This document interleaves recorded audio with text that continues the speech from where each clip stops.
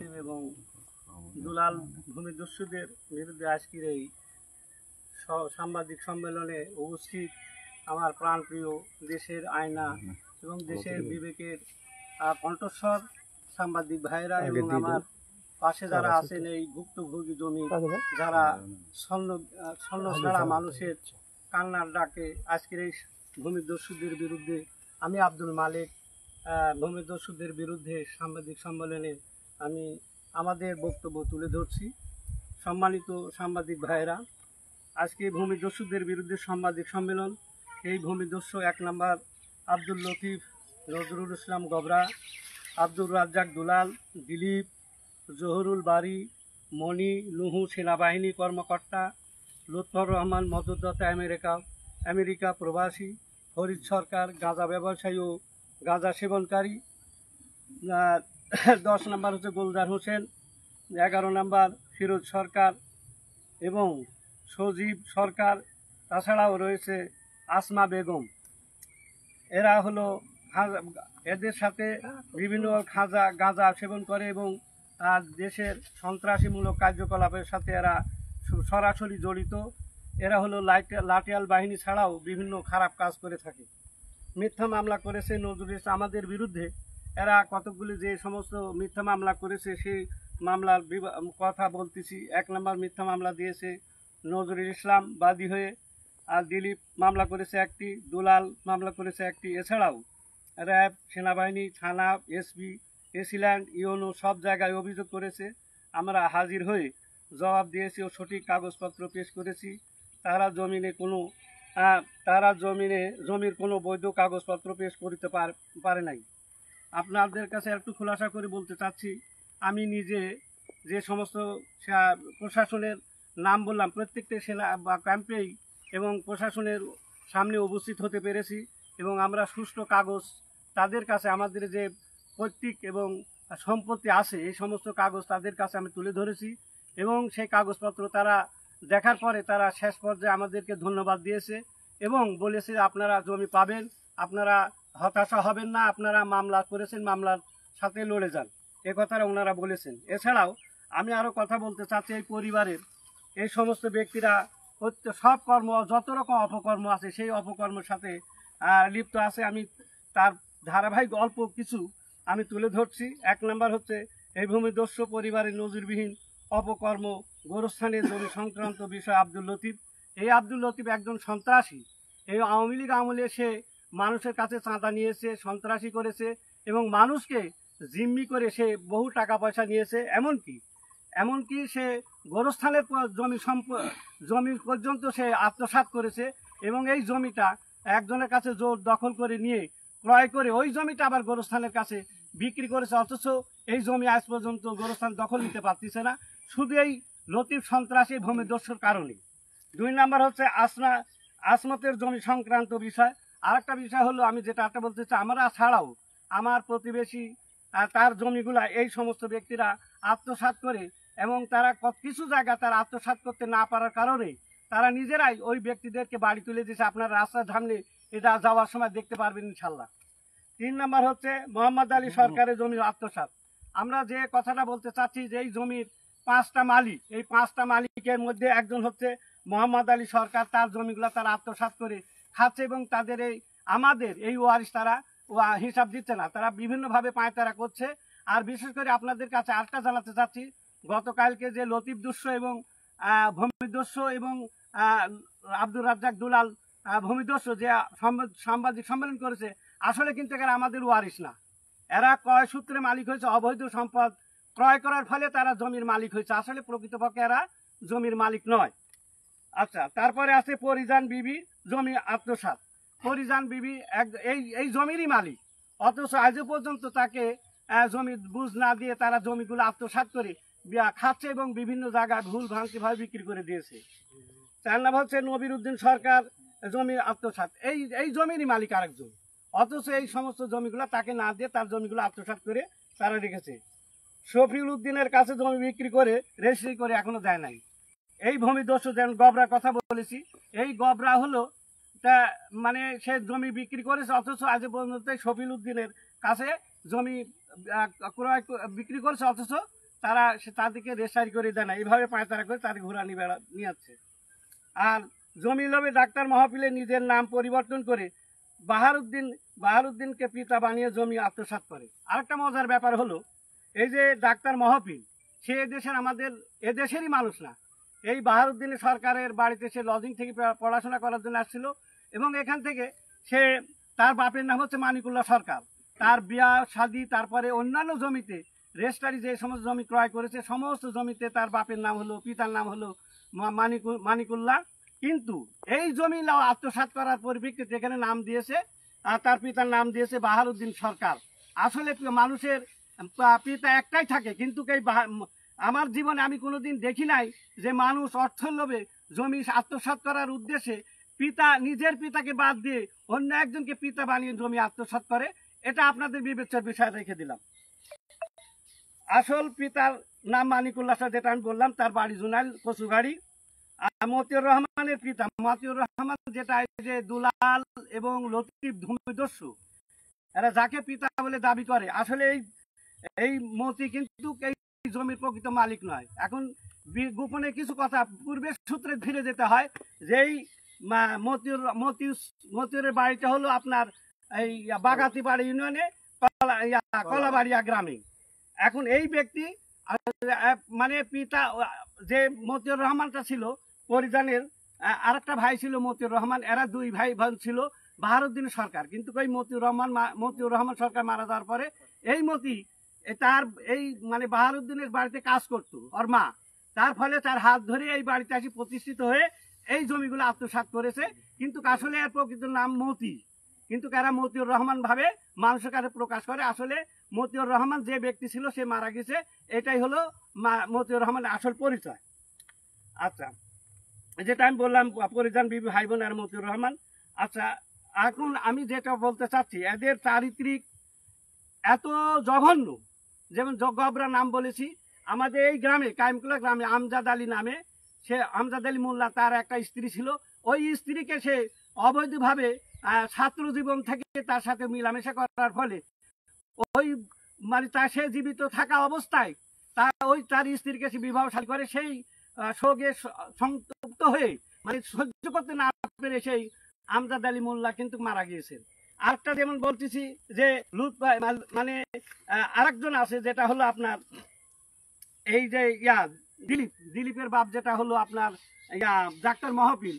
সে এত জঘন্য চরিত্রের মানুষ ছিল, আসলে মৃত মানুষের গীবত করা তো যায় না। এখন বাধ্য তার কথাগুলো তুলে ধরার জন্য সে মানে তার এখনো পর্যন্ত মানে একটা বাড়িতে মানে বাড়ির যে আমি আগে বলেছি যে এই ডাক্তার মাহফিল আসছিল এই গ্রামে লজিং থেকে, অথচ লজিং মাস্টারের বাড়িতেই সে একজন প্রভাবশালী একজন শিক্ষিত মানুষ হয়ে তার বাড়িটা মেয়ের সাথে শারীরিকভাবে দৈহিকভাবে ব্যবহার করার ফলে তার ওরজাত একটা সন্তান আছে।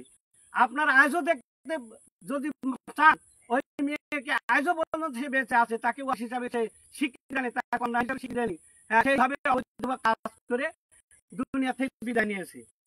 আর আরো কিছু বিষয় আছে, যেমন আব্দুল লতিফ, এই বিষয়ে আমি একটা কথা বলতে চাচ্ছি যে তার পরিবারের এদের স্বাভাবিকভাবে বিবাহ হয়, তারা হয়তো ধরা পড়েছে একটা মেয়ের সঙ্গে না হলে প্রেম করে মানে গর্ভবতী হওয়ার পরে যখন বাধ্য হয়েছে যে এই মেয়েকে আমার না নিলে আমার সমস্যা হয়ে যাবে। যেমন আমাদের গ্রামে যে আমি যেখানে আপনারা চলে আসলেন, মুসা মেকার নামে এক ব্যক্তি, তার ওই মুসা মেকারের মেয়ের সাথে মানে মুয়াজ্জেমের এক ছেলে, ওর নাম হচ্ছে সবুজ না, সবুজ, ওই মানে প্রেম করার ফলে দেখা যায় যে তার গর্ভে যখন সন্তান হয় তখন বাড়িতে তখন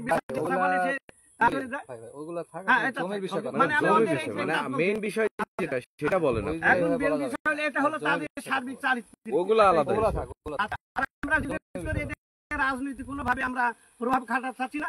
আর বিশেষ করে আমরা যে তিন খতিয়ানের যে জমি নিয়ে আমরা তাদের সাথে যে মোকাবেলা হচ্ছে, আসলে প্রকৃত পক্ষে ওরা ওই জমি সিএস অনুযায়ী তারা ভোগ দখল করতে, অথচ সিএস হিসেবে তারা যদি ভোগ দখল করতে পারে, আর বাদ বাকি যারা আসছে তারা কিন্তু ভোগ দখল করতে পারতেছে না।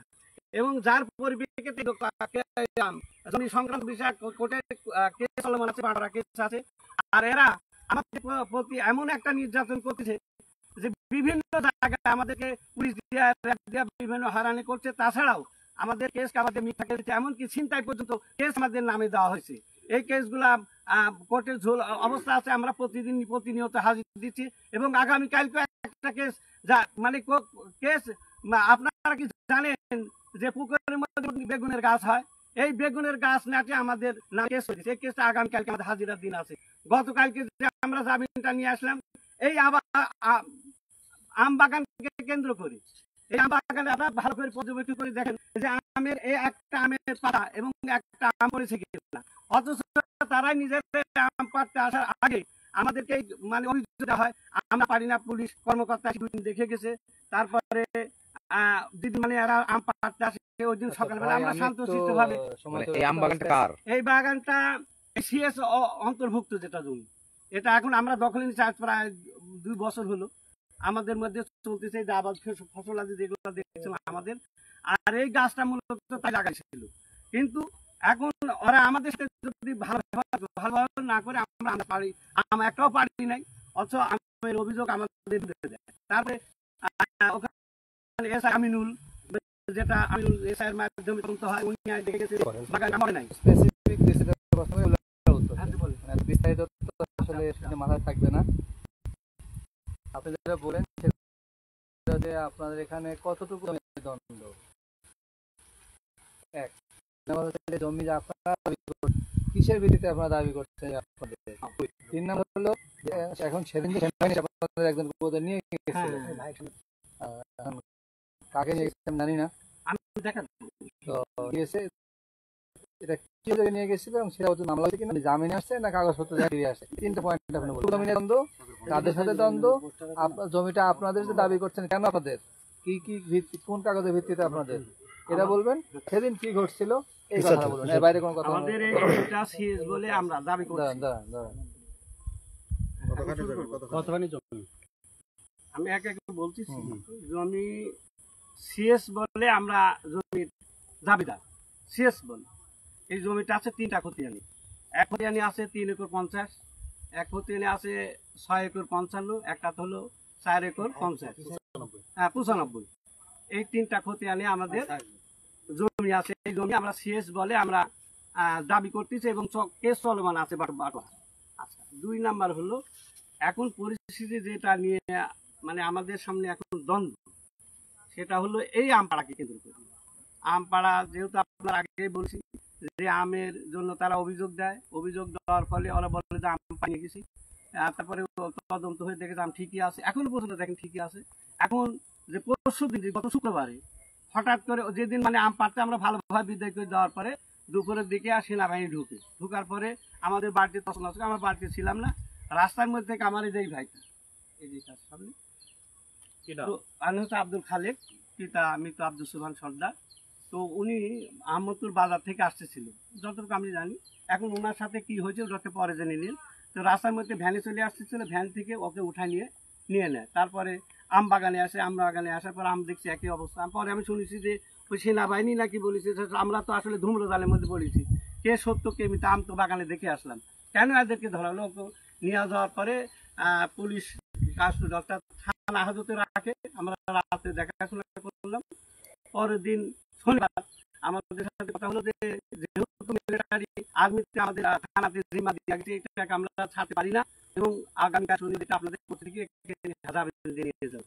আমরা যথারীতি শনিবারে কোর্টে গেছি, কিন্তু ওনারা আমাদের সকালে পাঠানোর কথা কেন পাঠালেন তারা বলছে আমাদের একটা আসামি নিয়ে যেতে পারে না। একটা আসামি হওয়ার পরে যখন কোর্টে যায় তখন সময় শেষ হয়, তার ফলে আমরা তাকে সিদ্ধান্ত করাতে পারিনি। এবং এই কেসে আমাদেরকে আবার কেস দেওয়া হয়েছে 12 জন সহ। আমরা গতকালকে এই কেসের জামিনে আমরা হয়ে সবাই উপস্থিত চলে আসছি। অন্য কেউ থাকলে একটু দাঁড়ান। মানে উনি সহ 12 জনের মামলা হয়েছিল। হ্যাঁ, আপনারা উনি জামিনে বের হয়ে আসছে, আমরা সবাই জামিনে বের কোর্টে যে জামিন নিয়ে আসছে, আমরা সবাই জামিনে আছি। এখন বিষয় হচ্ছে আপনি মেইন ফ্যাক্টটা বলবেন যে আসলে কি বিষয় নিয়ে তাদের সঙ্গে আপনাদের গ্যাঞ্জাম, তারা কি দাবি করতেছে আর আপনারা কি বলে দাবি করতেছেন, ঠিক আছে?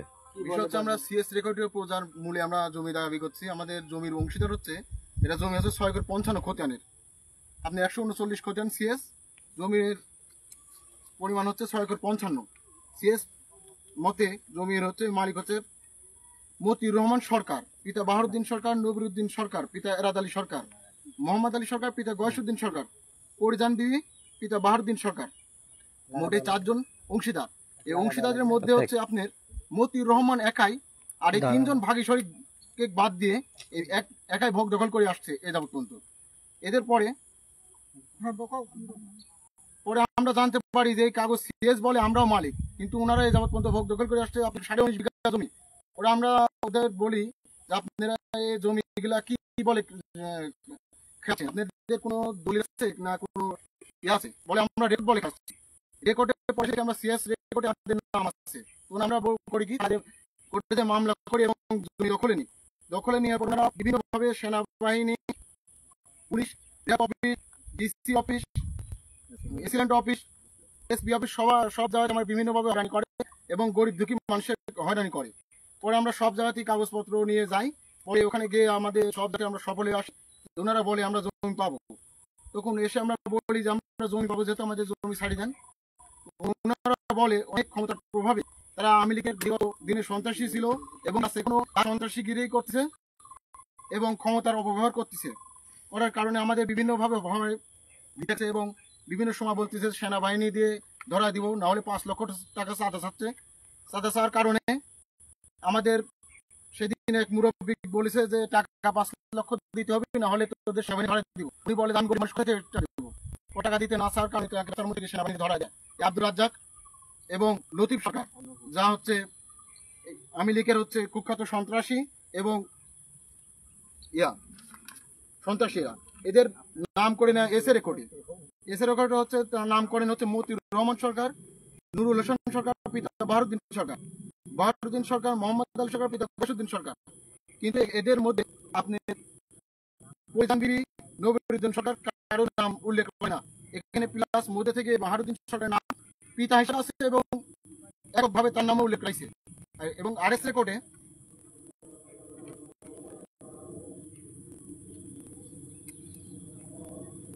এসে মতিউর রহমান সরকার, নুরুল হোসেন সরকার, পিতা বাহারুদ্দিন সরকার, নজিবন বেওয়া, নফিমন বেওয়া, জজেব বাহারুদ্দিন সরকার, মোহাম্মদ আলী সরকার, গয়সুদ্দিন সরকার এই নাম উল্লেখ করলেও নবিরুদ্দিন আর পরিজানের নাম বিগতভাবে তারা বাদ রেখে এই নামে রেকর্ডটা করে নেয়।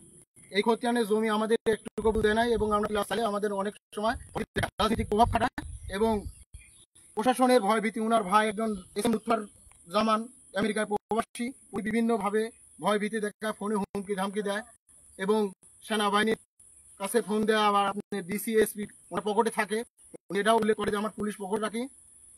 এগুলা বিভিন্নভাবে ভয় ভীতি দেখায়। এই খতিয়ান 6 একর 55, আমরা একটুকু জমি পাইনি। আরো খতিয়ান আছে যেগুলো হচ্ছে আপনার টোটাল কতটুকু জমি আপনাদের? টোটাল 15 একর জমি আমাদের। 15 একর জমি। 15 একর এখন কার দখলে আছে? 15 একরের মধ্যে হচ্ছে আপনার 6 একর জমি আমাদের দখলে আছে। বাকি অংশ? বাকিগুলো ওনারা খাচ্ছে। এখন ওইটার জন্য কি আপনাদের মামলা চলতেছে? হ্যাঁ, টোটালের উপর আমাদের মামলা চলতেছে। ওনারা বংশ ওনারা তো খাচ্ছে, প্লাস আমাকে আমরা বের করে নিছি, কিন্তু ওনারা এগুলাও খাবে। বিভিন্ন সময় ভয় ভীতি দেখাচ্ছে।